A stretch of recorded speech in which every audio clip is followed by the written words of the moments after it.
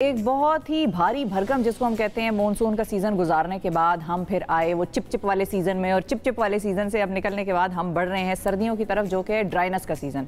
इन सारे सीजन में यक के बाद दीगरे जो आपकी स्किन का, बालों का जो हाल हशर नशर हो जाता है, उसके बाद आपका ये दिल चाहता है कि आप अपने बालों का एक अजीब सा बन बनाएं और उसको कुछ ना करें, और स्किन पे भी आप ना कुछ लगाएं। अजीब सी एक सूरत हाल होती है। अब इन सारे मौसमों में अपनी स्किन का ख्याल कैसे रखना है, और जब आप मानसून गुजार के आते हैं सर्दी की तरफ बढ़ रहे हैं, तो आपकी स्किन को या बालों को किस चीज़ की रिक्वायरमेंट है और किस तरह से आप उनकी देखभाल करेंगे, हम इस पर बात करेंगे। हमारे साथ डर्मेटोलॉजिस्ट हैं डॉक्टर अर्मिला जावेद साहिबा। अस्सलाम वालेकुम डॉक्टर साहिबा। हमारे मसाइल हल करेंगी जी बिल्कुल, और हमारे सारे मसाइल का हल के लिए आप सामान भी ले आएंगे, बहुत सारा भी लेके आए। भाई देखिए, मेरा सबसे बड़ा मसला बालों का तो नहीं है, ये तो आप और हम इस हमसे ज़्यादा कौन बेहतर जानता है कि हमारा बालों का मसला नहीं है मेरा, लेकिन हम तो मशहूर ही इस बहाने हुए हैं। बिल्कुल जी।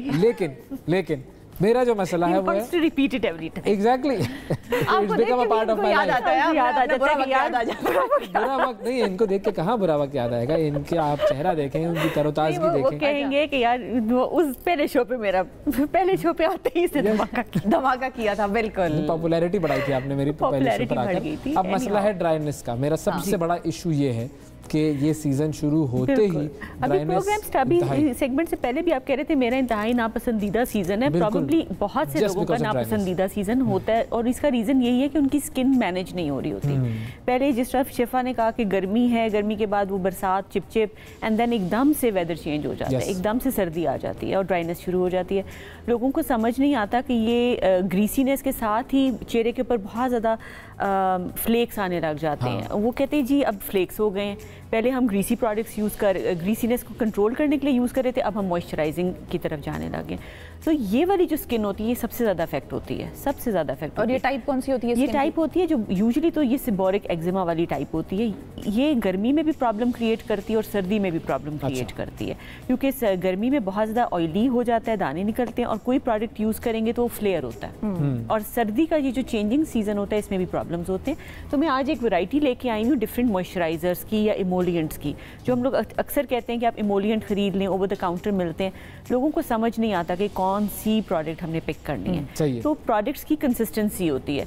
एक तो मैं रिक्वेस्ट ये करूँगी कि फार्मेसी के ऊपर भी ये सहूलत होनी चाहिए कि एक आधा सैम्पल टेस्टर पड़ा होना चाहिए आवाम के लिए, कि वो बहुत महंगा प्रोडक्ट खरीद के ले जाएं फिर वो यूज़ नहीं कर सकते। तो कुछ होती हैं जिनको कहते हैं हम हाइड्रो जेल्स हैं, हाइड्रो क्रीम्स हैं, इस तरह के बड़े फैंसी नामों की क्रीम्स आती हैं, और देयर गुड ब्रांड्स जो ये प्रोडक्ट्स बना रही हैं। अब इनमें क्या फ़र्क है, अगर आपको मैं कंसिस्टेंसी दिखा दूँ। आजकल तो एक वो एसिड्स वाली, मैं किसी बाहर गई तो वहाँ पे एक पूरा काउंटर था, उसमें एसिड्स वाली लाइन थी, हाइलुरोनिक एसिड और पता नहीं कौन सा एसिड कौन सा एसिड, वो सारी छोटी छोटी सीरम जो थे वो सब डिफरेंट एसिड्स के थे। बिल्कुल। अब आप देखो ये प्रोडक्ट है जिसका नाम है जेल क्रीम। अब ये जेल क्रीम है, और इसका फायदा क्या है? और जो दूसरी प्रोडक्ट है वो है वाटर जेल। ठीक है, एक जेल क्रीम है और एक है वाटर जेल। अगर आप इन दोनों की आप थोड़ा सा, क्रीम में होगा ऑयल, जो क्रीम है ना आप वो लगा सकते हैं जो नॉर्मल स्किन वाले लोग। करेगी क्या? नॉर्मल स्किन वाले लोग अपनी जो नॉर्मल मॉइस्चराइजिंग है उसके लिए, for summer and winter both, and even जो एक्नी प्रोन स्किन है वो भी यूज कर सकती है। लेकिन जो वाटर जेल है वो मैं यूजुअली ऐसे लोगों को देती हूँ जिनका एक्नी फ्लेयर का ज्यादा प्रॉब्लम, क्योंकि वो वाटर बेस्ड होती है। वो वाटर बेस्ड होती है। उनकी जिनको सिबोरिक एक्जिमा भी है, जिनको चेहरे के ऊपर फौरन खुश्की हो जाती है, बालों में भी खुश्की है, आईब्रोज के अंदर भी खुश्की है, और ये चीजें उनके लिए काफी हेल्पफुल होती है। ये चेहरे के लिए बेस्ट प्रोडक्ट्स होती हैं कि इस तरह की चीज़ यूज़ की जाए। अब जो बॉडी के पार्ट्स हैं, हाथ पैरों के लिए, पाँव की जिल्द फट रही है, हाथ फट रहे हैं, इवन ये जो क्यूटिकल्स होते हैं नेल्स के इर्द गिर्द वाली स्किन, ये बहुत ज़्यादा ख़राब हो जाती है, उसके लिए भी डिफरेंट किस्म के होते हैं। एक तो सबसे पहली जो चीज़ जो बहुत अच्छी चीज़ है वो एलोवेरा जेल है हीलिंग के लिए। अब एलोवेरा जेल की मैं नाम नहीं दिखा रही ब्रांड का, लेकिन आप ये देखें कि ये एलोवेरा जेली लिखा हुआ है इसके ऊपर। ये इस तरह की प्रोडक्ट्स मिल जाती हैं बड़ी आसानी से, और अगर आप इस प्रोडक्ट को लगा के देखो तो इसकी कंसिस्टेंसी बिल्कुल जैसे आपका प्लांट, एलोवेरा प्लांट की जो जेल होती है बिल्कुल वैसी ही जेल होती है, और आप इजी टू इवन ये भी आप फेस पे यूज कर सकते हैं। जिनको एलोवेरा जेल डायरेक्टली प्लांट से वो भी कर सकते हैं, लेकिन प्लांट के अंदर एलोवेरा का शिफा आपको पता है टाइप्स बहुत ज़्यादा हैं, तो लोगों को जब समझ नहीं आता कि वो कौन सी टाइप का एलोवेरा लें, और वो बीच में से जो उसके कांटे वगैरह लगे होते हैं अगर वो भी आपने उसमें आ गया प्लांट का ऊपर का हिस्सा और पत्ते को धोया नहीं हुआ तो वो रैशेस दे देता है, फिर प्रॉब्लम दे देता है। तो फेस के ऊपर इवन एलोवेरा भी यूज़ किया जा सकता है, और ये ज़्यादातर रोजेशिया वाले लोग जिनको बहुत ज़्यादा रेडनेस हो जाती है, धूप में जाते साथ इरिटेट हो जाते हैं, कोई ट्रीटमेंट करा लिया, लेज़र करा लिया, तो वो लोग ये यूज़ कर सकते हैं। अब जो आपके बॉडी पार्ट्स हैं उसके लिए बड़े बड़े जार्स में भी पैराफिन बेस्ड एमोलियंट्स आते हैं, इसकी भी कंसिस्टेंसी दिखाएंगे। इसके अलावा ये पंप फॉर्म में ये जेल फॉर्म के अंदर मॉइस्चराइजिंग लोशन है। कंसिस्टेंसी दिखाने के लिए लोगों को आप ये देखिए, इट्स वेरी वेरी, आप देखो जैसे ही लगाओगे तो ये ब्लेंड हो जाता है। अच्छा, कुछ का इफेक्ट भी खत्म हो जाता है, ऐसे आप लगाएं उसका इफेक्ट थोड़ी देर के बाद खत्म हो जाता है, दोबारा लगाने की जरूरत पड़ती है। वो फिर एक्जिमा वाले लोग नहीं यूज करते। एक्जिमा वाले लोग फिर इस तरह का प्रोडक्ट यूज करते हैं जो रिटेन करता है, हाँ। जो कि थिक भी है, मतलब कि वो जब आप उसको यूज करोगे तो वो अच्छी खासी उसकी आपको फील होगा कि इसने अपने आप को रिटेन किया। अब ये प्रोडक्ट आप देखो थिक है, ये अगर आप देखें तो इट्स क्वाइट थिक प्रोडक्ट। अच्छा, अब इस थिकनेस की वजह से वो चिकनाई सी एक ये चेहरे पे नहीं यूज करना, हाँ। ये सारे बॉडी एरियाज के लिए होता है, ठीक है, हाथ पाँव, हाँ जी, ये बॉडी एरियाज के लिए है। और स्पेशली एक्जिमा वाले लोगों को हम ये कहते हैं कि जब आप नहा के निकलते हो उसी वक्त आपने अपने पूरी बॉडी के ऊपर ये जो होते हैं रिपेयर प्रोडक्ट्स होते हैं, इसमें सेरामाइड्स होते हैं, एमोलिएंट्स होते हैं। इस तरह के बड़े जार बनाने का मकसद ही ये है, बड़े पंप्स बनाने का मकसद ये है कि वो एक ही दफ़ा ज़्यादा प्रोडक्ट आ जाता है और वो उसको इजीली मैनेज करें। ये छोटी छोटी चीज़ें ये फेस के लिए होती हैं यूजुअली, कि इनकी मतलब कम मिकदार में इस्तेमाल करना है, आप अपने ड्रेसिंग टेबल पे रखेंगे। इस तरह के प्रोडक्ट्स आप अपने उस एरिया पे रखेंगे जहाँ पे आप चेंज करते हैं कपड़े, नहा के निकले आसानी से पूरी बॉडी पे लगा लिए। बच्चों के लिए भी माओं को चाहिए कि जिन बच्चों को एक्जिमा है उनको नहलाने के फ़ौरन बाद कोई ऐसा प्रोडक्ट जिसके अंदर रिपेयर वाली चीज़ें हों, मॉइस्चर ब्लॉक करने वाली चीज़ें हों, सेरामाइड्स हों, वो यूज़ कराएं। अच्छा, बच्चों और बड़ों के प्रोडक्ट्स में फ़र्क होता है कोई? यूजुअली फ़र्क होता है। जो अच्छे ब्रांड्स हैं वो बच्चों के प्रोडक्ट्स अलग बनाते हैं, बच्चों के बॉडी वॉशेज़ अलग हैं, बेबी वॉश के नाम से आता है। इसी तरह बच्चों के जो ये क्लिंजर्स हैं ये भी डिफरेंट होते हैं, बच्चों की जो लोशंस हैं वो भी, तो इनकी ये बॉडी क्रीम्स वगैरह भी अलग से रेंज होगी या बच्चों की रेंज होगी। हमारे यहाँ तो यही होता है ना भाई, एक साबुन ले लिया वो सब इस्तेमाल। अब बालों के लिए मुझे अभी शो से पहले एक साहब ने पूछा कि मैं ये वाला सीरम यूज करता हूँ, मैं यूके से लाया हूँ। अच्छा, तो मैंने कहा यूके से लाने की जरूरत नहीं, पाकिस्तान में इतनी अच्छी प्रोडक्ट्स अवेलेबल हैं। And he used it and he said कि yes it is worth it. This is a very good product जिसके अंदर आप समझ लो कि कैस्टर ऑयल भी डला हुआ है, सारी वो चीज़ें डली हुई हैं जो कि लेडीज़ पसंद करती हैं घर पे टोटकों के अंदर भी, लेकिन साथ में इसके अंदर बायोटिन डली हुई है, इसके अंदर नरिशिंग और सारी जो आपके बालों को ग्रोथ के लिए चीज़ें चाहिए, विटामिन्स और सप्लीमेंट्स, वो भी डले हुए हैं। और इसको लगाते साथ ये इसकी कंसिस्टेंसी ऐसी है कि आपने अपने बालों में, नॉर्मल बालों में भी, लड़कियों ने भी लगाया है, वो वाटर बेस्ड है, उसी वक्त अब्जॉर्ब हो जाएगा।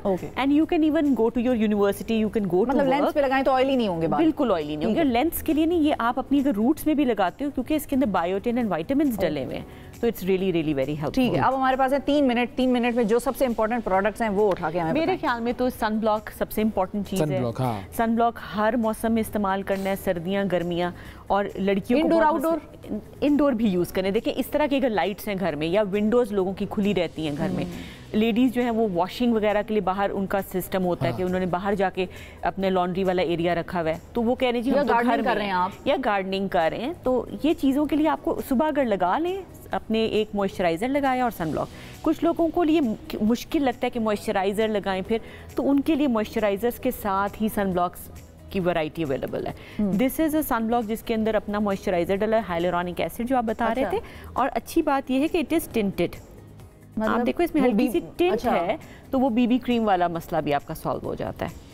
ये आप जब लगाते हैं तो इट विल गिव यू, ये बेसिकली लाइट फाउंडेशन, ये थोड़ा सा ये लाइट फाउंडेशन है। आपने अगर स्किन पे बेस नहीं लगानी खवातीन के लिए तो थोड़ा सा आपके आपको लाइट सा कवरेज भी दे देता है स्कूल कॉलेज के लिए। समझ आया ना हम जैसे। इसी के अंदर एक थिकर वैरायटी आती है कि जिसके अंदर हाइलुरोनिक एसिड नहीं है, और वो प्रोडक्ट अगर आप यूज करोगे तो जो ऑयली स्किन वाले लोग हैं उनके अंदर ऐसा प्रोडक्ट होना चाहिए जिसकी बेस बिल्कुल वाटर बेस्ड। अच्छा, अगर उसमें हाइलुरोनिक एसिड भी नहीं है तो दैट्स ओके, और वो इस प्रोडक्ट को एज अ कवरेज प्रोडक्ट भी यूज कर सकते हैं। ये भी अब वो ये कवरेज वाला, ये देखें अब ये कवरेज वाला है, इसमें डिफरेंट शेड्स भी आते हैं। इसके ऊपर मेकअप लगा लें, इसके ऊपर मेकअप करें, मेकअप की जरूरत वैसे नहीं होती है, यूजुअली नहीं होती है। और कितने टाइम बाद ये यूनिवर्सिटी जाते वक्त कोई मेकअप नहीं करता। जो हम सनस्क्रीन लगाते हैं कितने घंटों बाद इसको रिपीट करना चाहिए? सनस्क्रीन गर्मियों के अंदर मेरा एडवाइस ये होता है कि आप उसको अगर सुबह लगा के जा रहे हो, 8-9 बजे घर से निकले तो 12-1 बजे रिपीट करें, जिस टाइम आपने घर वापस आना है, यूनिवर्सिटी से वापस आना है 12-1 बजे, एक दफ़ा रिपीट करके आए। सर्दियों में भी सनस्क्रीन लगाया जाए, बिल्कुल सुबह की लगी हुई जो आपकी सन ब्लॉक है वो आपकी 4-6 घंटे के बाद उसका इफेक्ट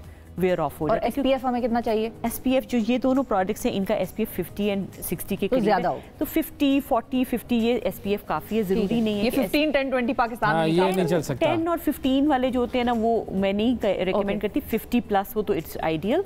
लेकिन लोग पता नहीं क्यों जंप करते हैं कि SPF 100 चाहिए, वो ज़रूरी नहीं है। अच्छा। अगर 50, 60 SPF है it's good enough, 40 plus is good enough. चल कुछ ज़बरदस्त। डॉक्टर अर्मिला जावेद हमारे साथ मौजूद और उन्होंने सारे जो खुश्की के और ऑयली स्किन के और जो सारे अच्छा, और नॉर्मल स्किन वाले जो हैं वो कुछ भी लगा सकते हैं प्रोडक्ट, उनका ज़्यादा मसला नहीं होता? देखिए नॉर्मल स्किन वाले अगर आपने मॉइस्चराइज करना है तो मैंने आपको जिस तरह बताया था कि ये जो hydro gel and hydro boost ये वाले जो इस तरह के होते हैं ना वाटर बेस्ड वो लगाएं। लाइट प्रोडक्ट्स, ठीक है, लाइट प्रोडक्ट्स यूज़ करें, बहुत चिप वाली चीज़ें ना यूज़ करें। सर्दी में ये नहीं है कि अगर आपने चिप वाली चीज़ लगानी है तो लगानी मस्ट है, ज़रूरी नहीं है। ओके, बिल्कुल ठीक है, चीज़ से भी काम चल सकता है। थैंक यू जी, बहुत शुक्रिया डॉक्टर अर्मिला जावेद। नाज़रीन हमारे साथ मौजूद थी।